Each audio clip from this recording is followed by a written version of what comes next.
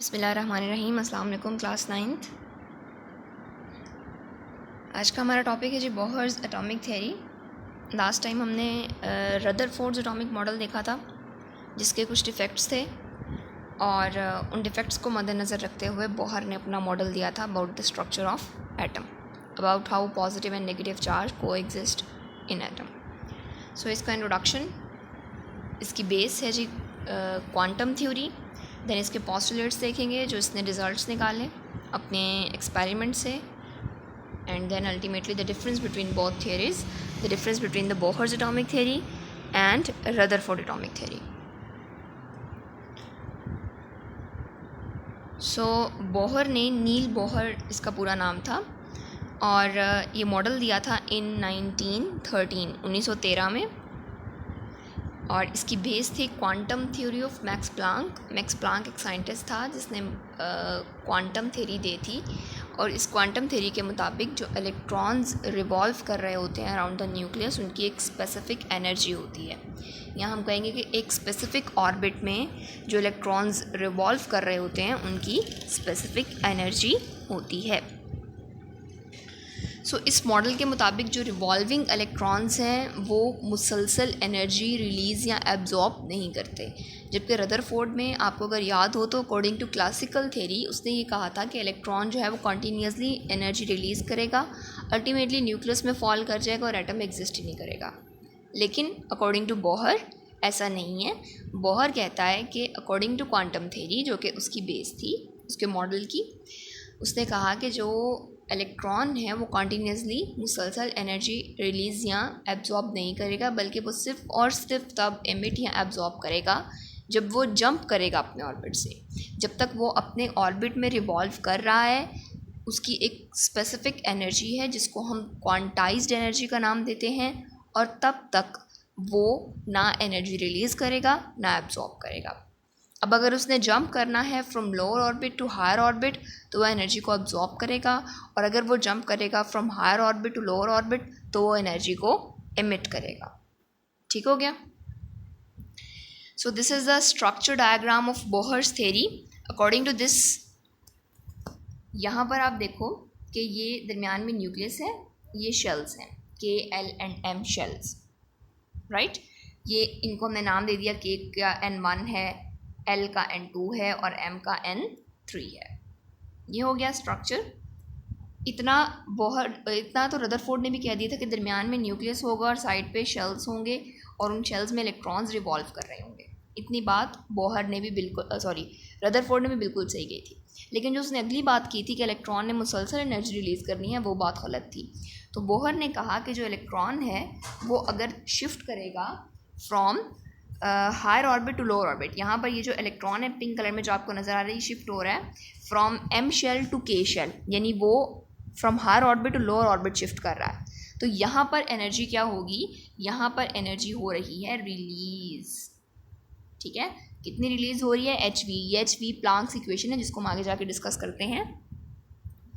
सो जब भी electron jump करेगा from higher orbit to lower orbit तो वो एनर्जी को एमिट करेगा, बिकॉज याद रखिएगा कि इलेक्ट्रॉन जितना न्यूक्लियस के करीब होगा उतनी उसकी एनर्जी लो होगी।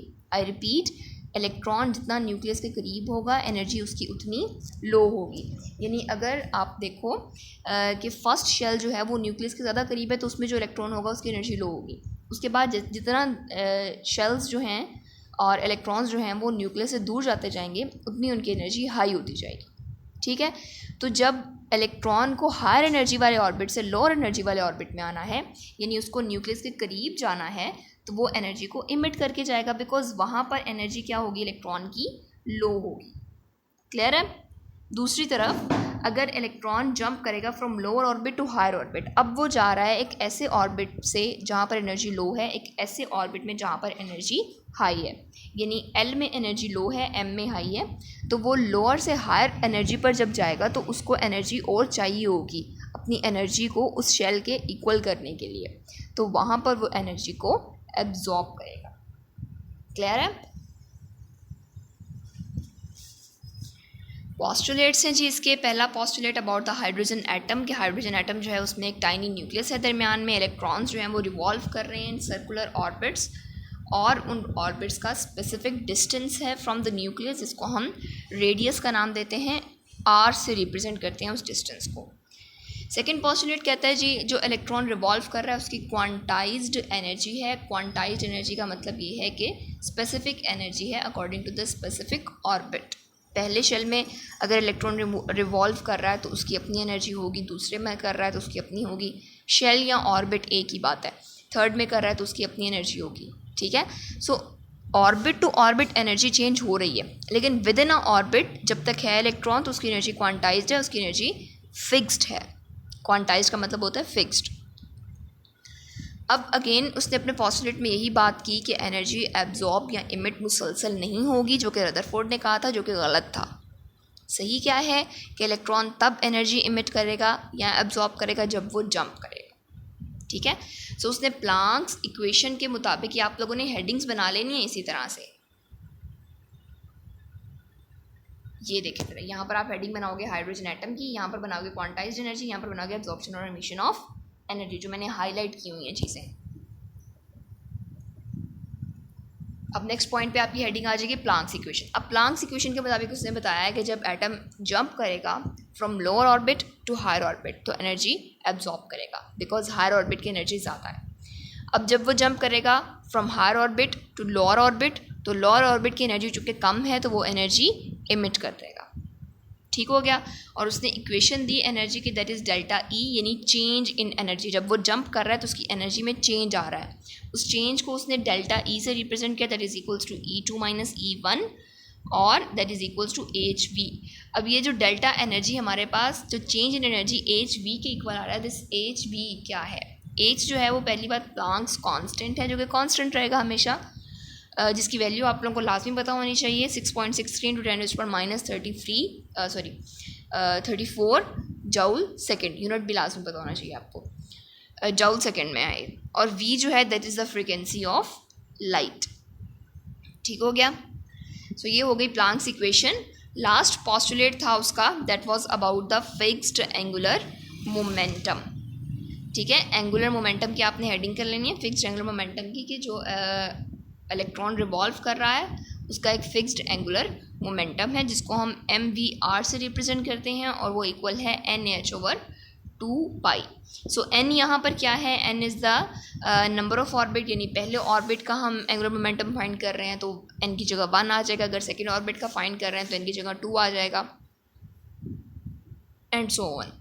H जो है वो अगेन हमारे पास प्लांक्स कांस्टेंट है, जिसकी वैल्यू 6.63 × 10⁻³ जूल सेकेंड है, और 2π हमें पता है जी दैट इज़ कांस्टेंट। सो जो एंगुलर मोमेंटम की वैल्यू हमारे पास आएगी वो हर ऑर्बिट के लिए कांस्टेंट आएगी, बिकॉज H भी कांस्टेंट है, 2π भी कांस्टेंट है। n जैसे जैसे चेंज होगा वैसे वैसे एंगुलर मोमेंटम चेंज होता जाएगा, यानी फर्स्ट शेल के लिए स्पेसिफिक एंगुलर मोमेंटम होगा, सेकंड शेल के लिए स्पेसिफिक एंगुलर मोमेंटम होगा, ठीक है जी। अच्छा, ये आपकी बुक का एक साइड बॉक्स है जिसमें उन्होंने क्वांटम के बारे में बताया हुआ है। Quantum means fixed energy. What is quantum का क्वेश्चन आया हुआ है पास्ट पेपर में, तो आप लोगों ने ये कर लेना है। Quantum means fixed energy, it is the smallest amount of energy that can be emitted और absorbed as EMR, electromagnetic radiation. Electromagnetic radiation के तौर पर जो एनर्जी रिलीज़ हो रही है उसको हम क्वांटम का नाम देते हैं, और क्वांटा जो है वो प्लूरल है क्वांटम का। नेक्स्ट जो पॉइंट है वो MCQ के लिए इंपॉर्टेंट है कि 1918 में नोबेल प्राइज़ मिला था मैक्स प्लांक को, क्योंकि उसने क्वांटम थ्योरी दी थी, और इसे क्वांटम थ्योरी के बेस पर बोहर ने अपना बोहर्स एटॉमिक मॉडल दिया था। याद रखिएगा, जो बोहर्स एटॉमिक मॉडल है that is based on quantum atomic theory, and जो हमारे पास है Rutherford atomic model that is based on classical theory. ये आपके पास डिफरेंसेस हैं, इंपॉर्टेंट है ये रदरफोर्ड और बोहर का डिफरेंस। पहले पॉइंट पे हेडिंग कर लीजिएगा कि बेस क्या है इनके भी, मैंने आपको बताया रदरफोर्ड की बेस क्लासिकल थ्योरी है और बोहर्स की बेस क्वांटम थ्योरी है। देन हमारे पास आ जाता है जी इलेक्ट्रॉन्स। तो बोहर ने कहा था इलेक्ट्रॉन न्यूक्लियस के अराउंड रिवॉल्व करते हैं, ऑर्बिट का जिक्र नहीं किया था, और फिक्स्ड एनर्जी का भी जिक्र नहीं किया था। तो बोहर ने कहा कि इलेक्ट्रॉन रिवॉल्व तो करते हैं, लेकिन कहाँ पर रिवॉल्व करते हैं? ऑर्बिट्स में, और फिक्स्ड एनर्जी वाले ऑर्बिट्स में।